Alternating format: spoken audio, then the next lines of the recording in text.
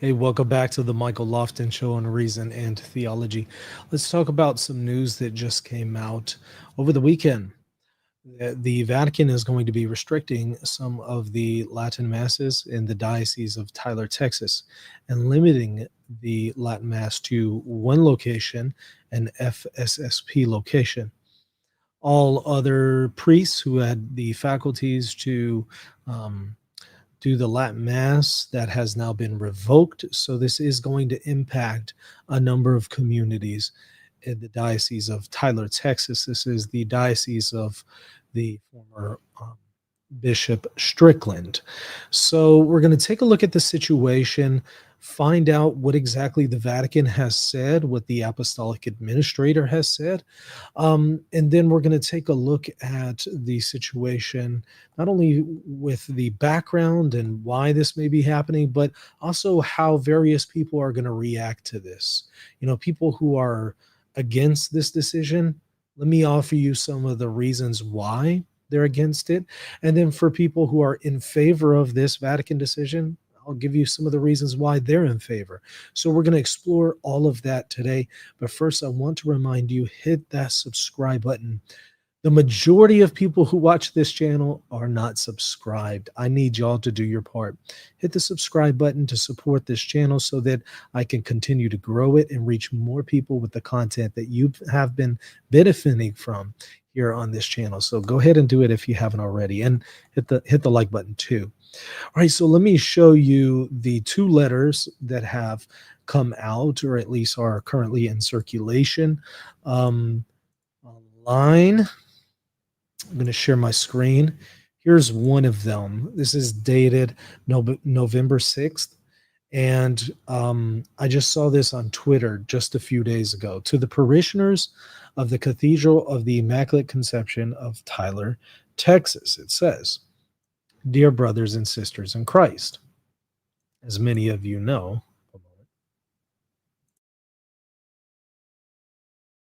sorry.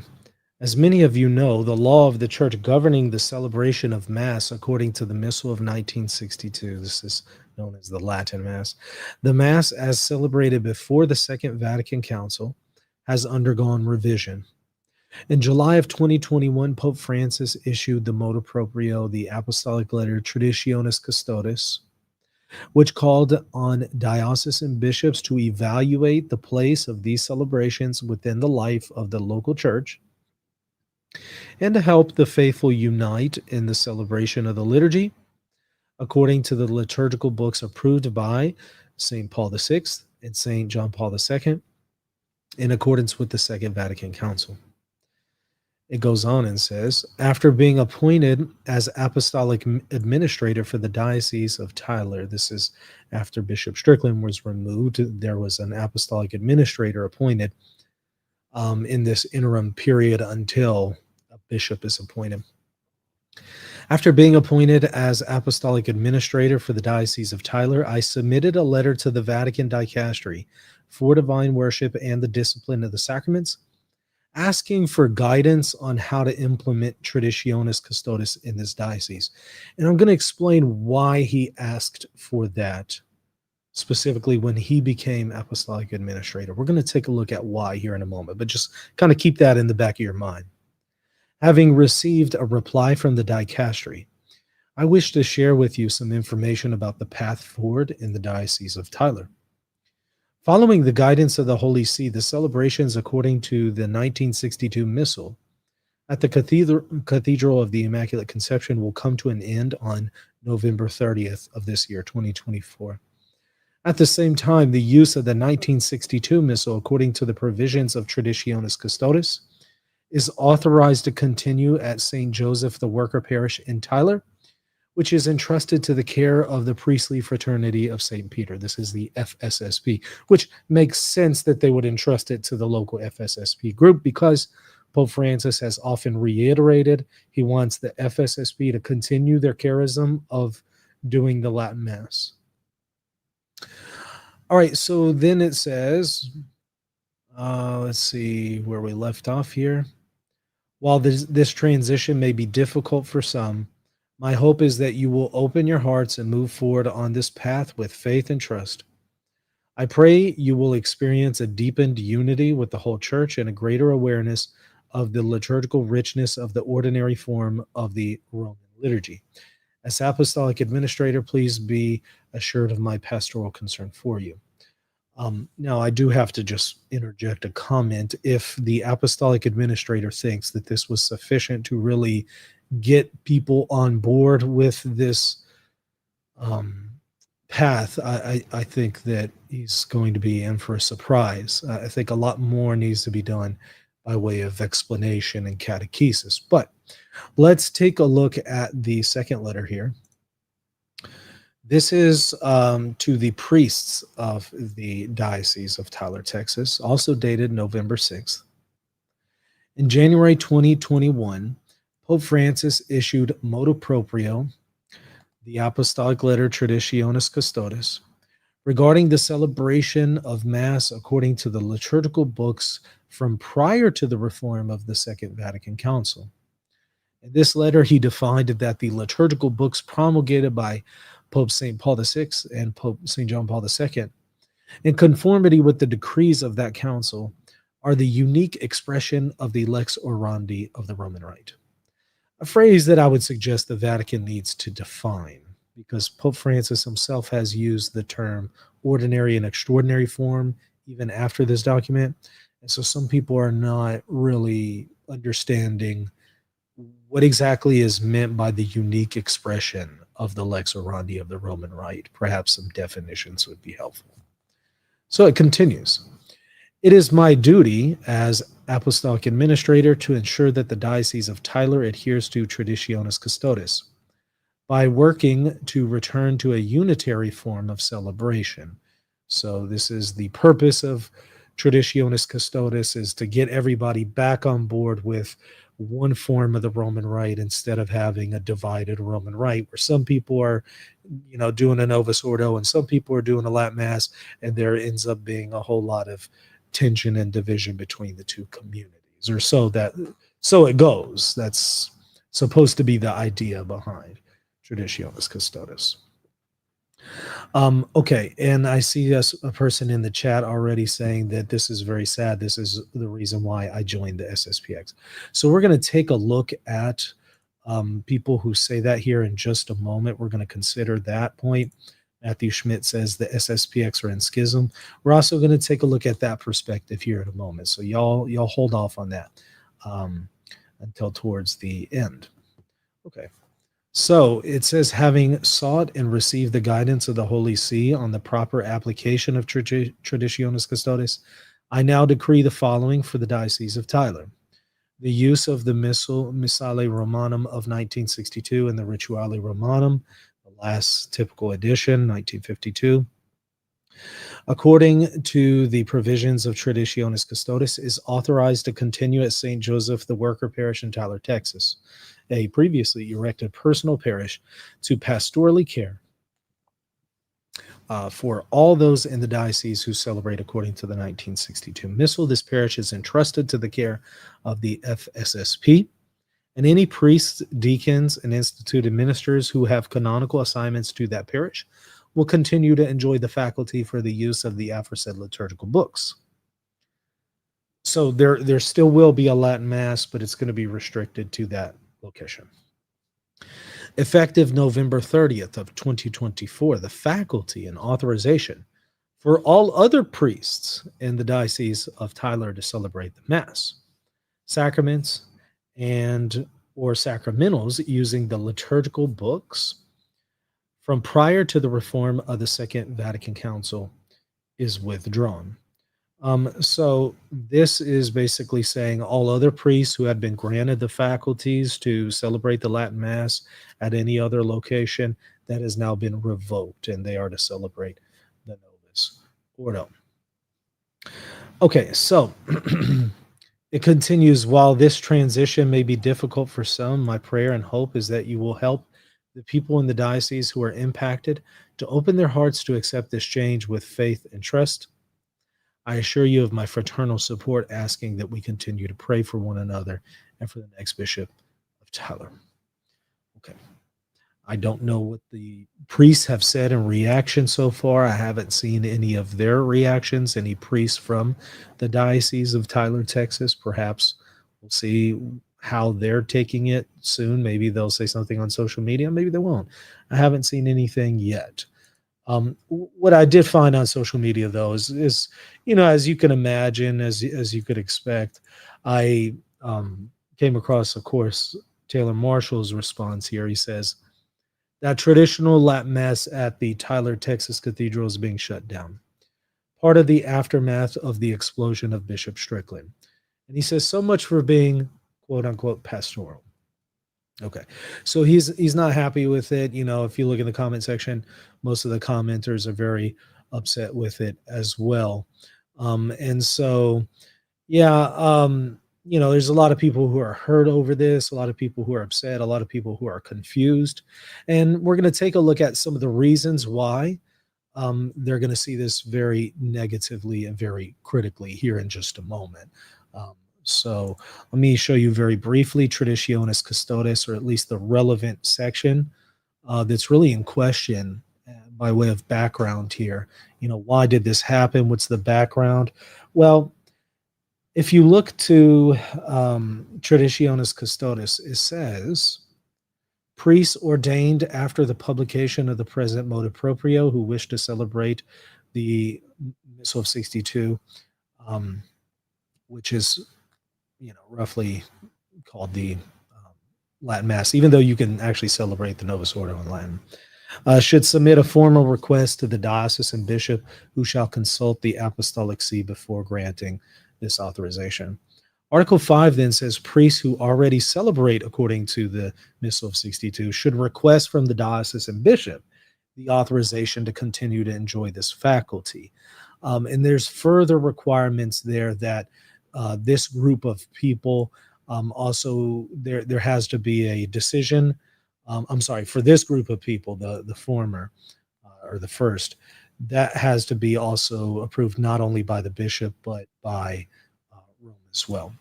Okay, so this is kind of the background. We're going to see here that the previous bishop, Bishop Strickland, says that he refused to implement this, and that might be the background behind this. Let me just grab this from the chat. Todd says, how can you cancel Latin Mass in the Latin Rite? Well, of course, many people would still say that you can still say the Mass in Latin, the Novus Ordo Mass in Latin in the Latin Rite, and also the Latin Rite is not entirely just the Missal of 62. It's also the Missal of Pope Paul VI. Good question. Okay, so let's take a look at what Bishop Strickland said, because it is background to this, whether you agree with the decision or not. This is the contextual background behind the decision. Here's why that apostolic administrator said, I wrote to the Vatican to ask for guidance on what to do to implement Traditionis Custodes. Why is he asking that? Why didn't the previous bishop do that? Bishop Strickland, he was the bishop at the time of Traditionis Custodes. Well, let's find out from Bishop Strickland why he says that he did not implement Traditionis Custodes. He says, in the reasons that were read to me, no mention was made of administrative problems or mismanagement of the diocese as the reasons for my removal. The reasons given. So here he's saying, here's some of the reasons why I was removed. Now, this is a little confusing because Strickland has gone on the record multiple times and telling people he wasn't formally told why he was removed. And that gave a lot of people the impression nobody really knows why he was removed. On the other hand, he has told us why he was removed. But it seems that he makes a distinction between being told formally versus being told informally. And a lot of people didn't get the memo for the reasons why he was removed, informally told why he was removed. So here's part of it. He says, the reasons given seem to be related for the most part to my speaking the truth of our Catholic faith and to my warnings against anything that threatened that truth.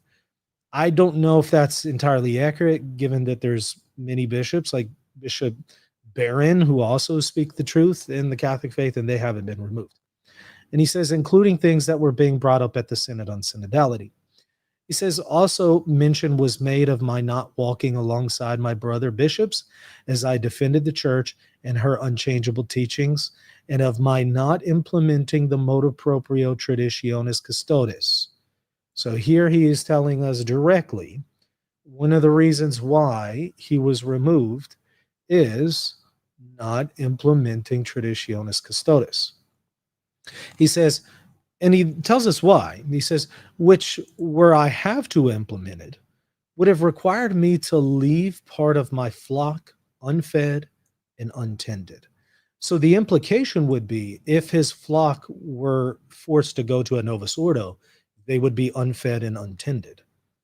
Which I wonder how that works with Bishop Strickland. I mean, he's said the Novus Ordo until very recently.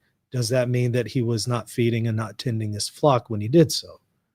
Not only that, but also the FSSP would still continue to have the Latin Mass, so people would still have it there. Certainly, they would be fed and tended to at the FSSP parish. So there's something to consider there. He says, as a shepherd and protector of my diocese, I could not take actions which I knew with certainty would injure part of my flock and deprive them of the spiritual goods which Christ entrusted to his church. Well, that's an implicit claim that the Novus Ordo deprives people and injures people and deprives people of the spiritual goods that Christ entrusted to his church. That's quite a statement. Again, given that until very recently he was saying the Novus Ordo. Okay, so he says, I stand by my actions as they were necessary to protect my flock and defend the deposit of faith. The deposit of faith are the irreformable teachings divinely revealed. So the implication there is the Novus Ordo does not defend the deposit of faith. And somehow, if you go to the Novus Ordo, you're not really receiving the full deposit of the faith. And so you could see why there would be some concerns from the Vatican for this explanation of not implementing Traditionis Custodes. The implications of this are quite severe. And the fact that he did not implement it, that was certainly an issue with the Vatican. Here you had a bishop who was in communion with the Pope, but then refusing to submit to the authority of the Pope. And then was saying things like this that would suggest the Novus Ordo doesn't spiritually feed people, is somehow distorting or not serving or not communicating the deposit of faith, and so on and so forth. So that's partly why he was removed. Now, that then explains why the apostolic administrator then said, okay, well, I'm now writing to the Vatican to find out what to do. You know, how do we implement Traditionis Custodes? Because the previous bishop didn't do that for the reasons we just saw. So consequently, the Vatican came back with its current decision. The FSSP can continue.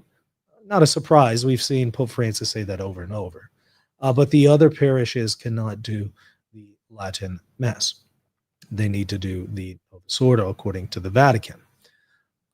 Might things have been different if Bishop Strickland had originally implemented Traditionis Custodes? Might the Vatican had, no issue and maybe granting or allowing all the other priests to be granted the faculties, and everything would have stayed normal if he had implemented Traditionis Custodes? I don't know. We don't know what would have happened, but it's possible that all of these parishes would have continued to be able to say the Latin Mass if he had implemented Traditionis Custodes. What we do know for a fact is, since he did not implement Traditionis Custodes, now the Vatican has said to shut down these other parishes from the Latin Mass. They're to now celebrate the Novus Ordo. That's what we do know. That is one of the reasons. Whether you agree with it or not, that's one of the reasons why the Vatican has chosen to do this. Now, let me kind of give you two different perspectives on this news. Let me show you how a person who's critical of this, critical of what the Vatican is doing here, let me show you how they will interpret this and why they will interpret it like this. And then let me also go over those who are in agreement with what the Vatican did, why they would be favorable to this. Let's explore both views. So let's start with the critical view, those who would not be in favor of what the Vatican is doing. And there's going to be a lot of them. In fact, I would probably say, the majority of people who would at least discuss this situation. I'm not saying the majority of people in the diocese of Tyler, Texas, or the church at large, but I'm just saying the majority of people in the diocese of Tyler who would just actually talk about this and be aware of it, and this is on their radar, I suspect they would be critical of this. Now, if I'm wrong about that, I'm happy to stand corrected, but I suspect the majority would be critical. And here's why people would be critical of this. Well, first of all, they feel that this is an unfair treatment towards them because you got other matters like the Rupnik case that still haven't been dealt with. I mean, you actually have outcries from some of the abuse victims of Rupnik who are frustrated with the Vatican saying, what is taking so long to make a no-brainer judgment here? And that's just one of many cases. There's many others. The Vatican seems to drag its feet on that. But then this is decided 1 year after Bishop Strickland has been removed. I mean, he was removed last November. Now we're in November, and all of a sudden this is being implemented. It seems pretty quick, they would say. And so, what's going on? You can solve this one pretty quickly, but not some of these other issues. So that's one concern that some people will have. Another is they feel that this is unbalanced because they would say, look, there's a lot of liturgical abuses in the Novus Ordo. In fact, a lot of people go to the Latin Mass because there's Novus Ordo abuses. And so they want to get away from those abuses and go to something that's reverent, go to something that's respectful, go to something that's time honored. And so they feel that this is going to be unbalanced because look, there's a lot of liturgical abuse taking place in the Novus Ordo. There's a lot of liberalism, a lot of theological liberalism going on in Novus Ordo and Novus Ordo homilies. And they're going to say, look, this is just pervasive. And the Vatican isn't handling those situations with the same kind of force and vigor and same kind of measurements against them. They're not doing that. They're not going to places where you have liturgical abuses in the Novus Ordo and saying, well, you guys need to start actually celebrating the Roman Missal of 1962 because you guys have a problem with piety and being respectful during the liturgy. So we're gonna make you do this until you shapen up. And so that's going to be one of the concerns that people have. They're going to see just a lack of balance here, a targeting of one group and just kind of ignoring another group there. And that then really defeats the purpose, because if the liturgical abuses in the Novus Ordos were addressed, people wouldn't really be forced to decide and make these decisions or flee to a Latin Mass. So that's how some people are going to see it. The same group would also say, look, I feel that this decision from the Vatican is harmful to the faithful because it pushes people away from communion with the Pope to groups like the SSPX. It's going to push people to the SSPX. In fact, we just saw there in the chat moments ago, I'll see if I could pull it back up, but we actually saw a person in the chat just say that exact thing earlier. And this person says, this is very sad. This is the reason why I joined the SSPX.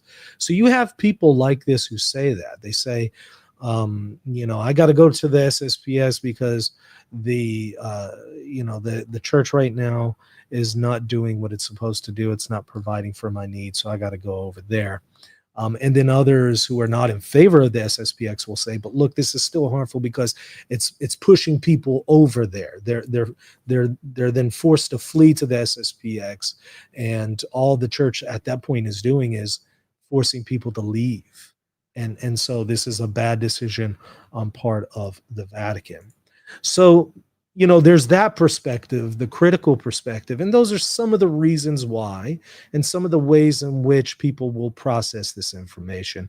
And you'll see that, I'm sure, if you start to look at the comment section on this kind of news, places reporting this news, you'll see that all over, right? That's kind of the perspective you'll see there. Now, from the favorable view, from those who are in favor of what the Vatican is doing here, they'll say this. They'll say, well, this is the result of Bishop Strickland refusing to implement Traditionis Custodes.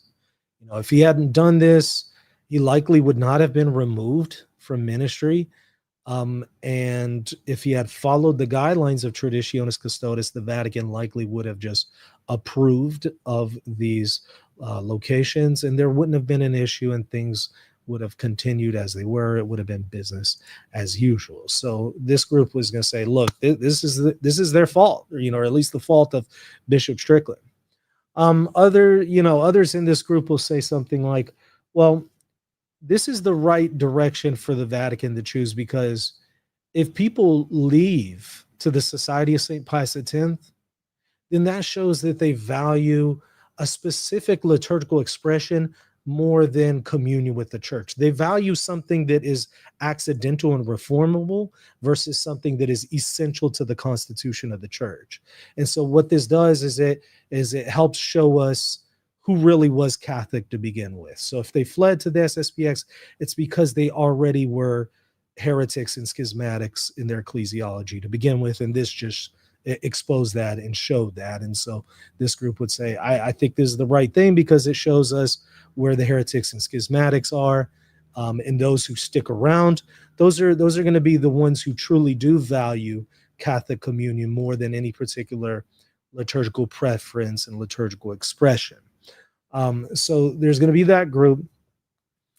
Also within this group, you'll find people who say, people ultimately need to get on board with the liturgical reforms of the post-conciliar period, because the mind of the church and the magisterium of the church has called for a reform of the liturgy and called for the reform of the missal.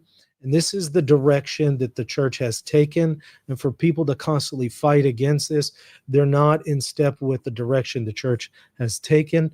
And so long term, this is not a good idea. They need to be on board with what the church has chosen long term. And so this will help bring things back. This will help bring them back on track. And this will also make things less divisive, so that you don't have the Latin Rite broken up into two different groups like this, because right now they would say the Latin Rite itself is broken up into different groups. And so it's coming to the point where it's like these are becoming different rites, in the way that you have Eastern Catholic rites and stuff like that. The Roman Rite itself is splitting into multiple rites, they would say. And so we can't do that. We need to bring them back together, so that the one rite remains united. So you're going to find that group of people as well. And, there's going to be quite a few of those, people online, in addition to the people who are critical. So what this means is the Vatican is going to have to do a better job at reassuring the people who are critical of this, of, first of all, the need for this decision, but also of meeting their needs. Here's the deal. If the Vatican was providing really good Novus Ordos without liturgical abuse, Gregorian chant, kneeling, communion on the tongue, ad orientem, all these traditional aspects, if the Novus Ordo was providing those things, these people wouldn't feel that they need to go to a Latin Mass, because they would feel that they're already receiving, the vast majority of the stuff that you would receive at Latin Mass, you're already receiving there at a Novus Ordo parish. So if the Vatican wants to help those people, if it wants to be pastoral, if it wants to help, rein them in instead of just pushing them away to the SSPX, then it's going to have to deal with the underlying issue, the root cause. The root cause would not be the reaction. The root cause would be what people are reacting to. And that is the Novus Ordo. So this means the Vatican is going to have to really work on addressing, in conjunction with bishops, the situation on the ground with your average Novus Ordo. And that's quite a task. Because this would involve the vast majority of Novus Ordos in the world, so the vast majority of the bishops. You'd have to somehow get all those bishops on board to shaping up their Novus Ordos and to guard against liturgical abuses better. You'd have to have some kind of better process, and also really have all those bishops on board who even want to do that. And so that's quite the feat. Maybe that's too tall of an order in the mind of the Vatican, where they just kind of feel like, okay, well, we can't do that, but what we can do is at least try to address this small community over here and there. And I don't know, maybe that's the deal. Um, but I'm absolutely certain that quite a few people are going to be unsatisfied with this decision, and some will leave to the SSPX or elsewhere. Um, and if the Vatican really is interested in accompanying them and being pastoral to them, it's going to have to deal with that underlying issue. Okay, well, I'm happy to take some questions from y'all, some live audience questions. Make sure to put them in the chat to at Reason and Theology. I'll step away for just a moment to grab me some coffee and let y'all have a moment to put your questions in the chat. Again, put them to at Reason and Theology so I know you're asking me a question and not responding to somebody else. Okay, be right back, y'all.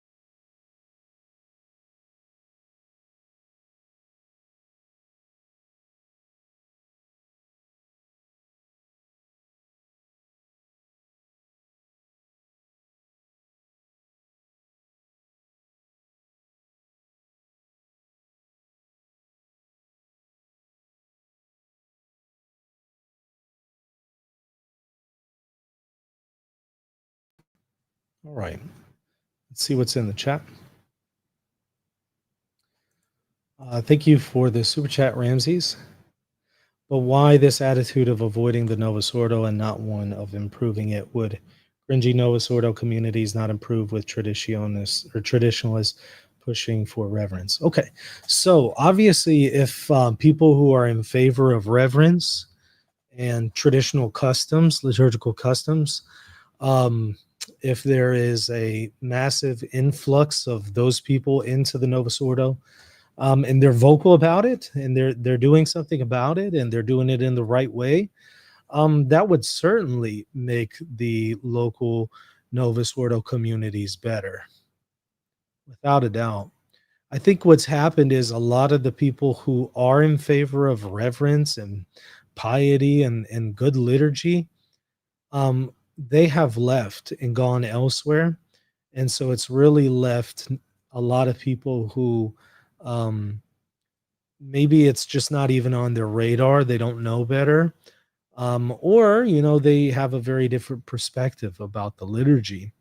I'm speaking very broadly here because there are some really good Novus Ordo parishes with great reverence and liturgical piety, and there's really good people there and good parishes. So, I'm speaking very generally.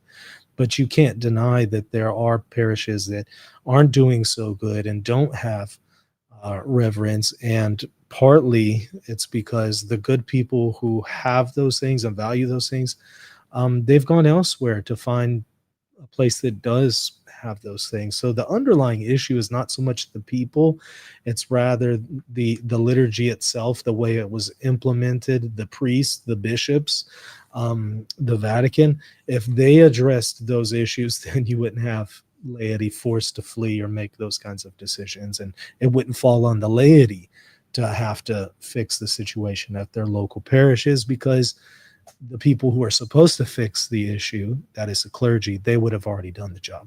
I think it's unfair for the faithful, lay faithful, to have to fix the problem that was a result of the clergy, and ultimately it's the responsibility of the clergy to fix, and the power and authority to fix it lies with the clergy, not the laity.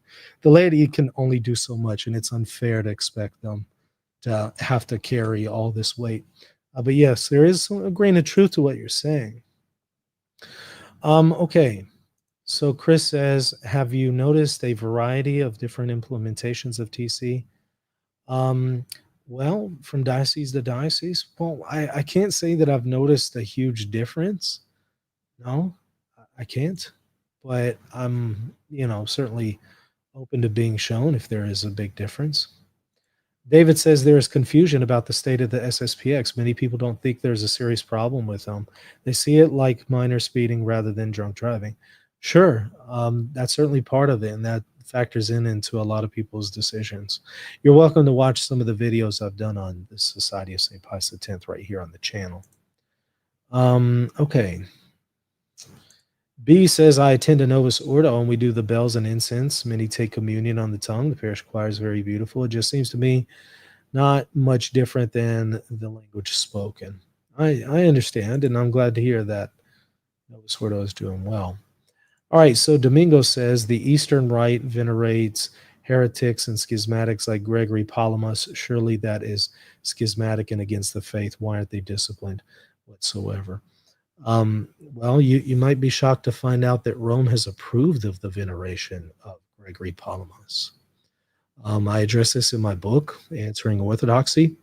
My question to you then is, you say you're in communion with Rome. Why are you in communion with a church that approves, in your mind, the veneration of heretics and schismatics? Seems to me like an Eastern Orthodox could easily come along and just say, dude, why are you still Catholic? Why haven't you gone to Eastern Orthodoxy? So it seems to me you have to deal with that deeper issue. Rome has approved of this. Maybe wrestle with that for a little bit, and then also again read the chapter that I have on this question in Answering Orthodoxy. Okay, Josh says, got ambushed yesterday by a member of the church I used to go to. Said how Catholics aren't even Christian. What's the most effective way to rebut this? I don't think it's a sustainable position historically to say that Catholics aren't Christians, given that Catholicism does go back to the establishment of the church in Matthew 16, 18 through 19. And then number two, ask her, how do you define Christian? And she's going to define it based on her personal opinion. So at that point, we have an issue of interpretation. It's her opinion of what a Christian is versus history, magisterium. Which one weighs more? Okay.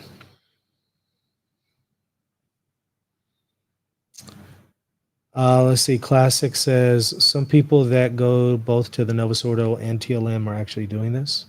Alrighty. Let's see what else we got.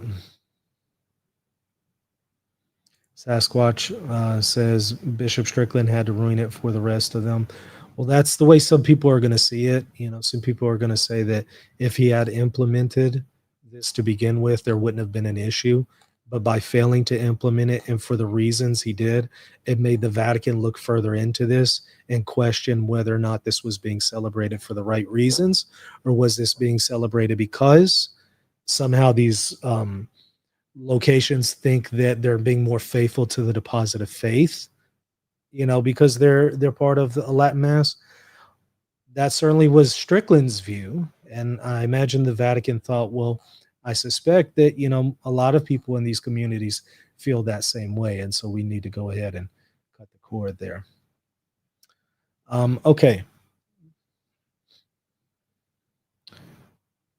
Let's see.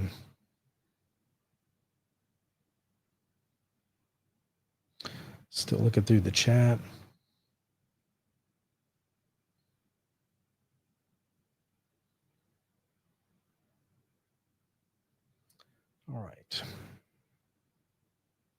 think I grabbed everything. I see your follow-up, Domingo, but you need to engage what I've said in my book before we'll continue to discuss this. It seems to me you haven't grappled with the evidence out there. All right, so let's see.